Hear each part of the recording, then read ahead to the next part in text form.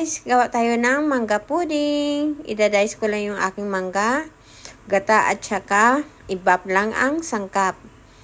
Ayan ang ibab at saka coconut milk. Una, mag-melt tayo ng ating sugar. Pag na-melt na, lagay na natin yung ating isang latang gata.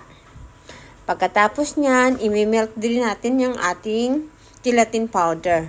Kung wala kayong gelatin powder, pwede na rin yung gulaman powder.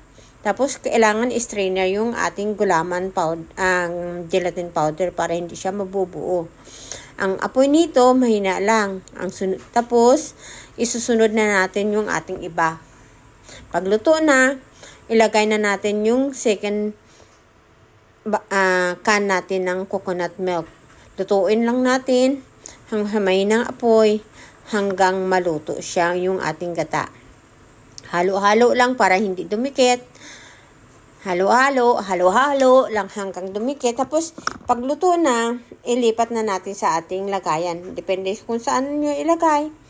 Pero kung pwede rin sa mga cup-cup na maliliit, mas maganda.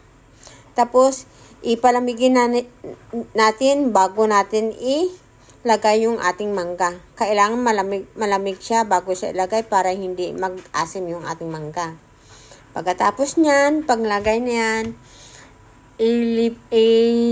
ilagay natin sa fridge ng 2 oras hanggang bumuo. Ito, 1 oras lang nga ito nalagay ko sa fridge, nabuo na siya.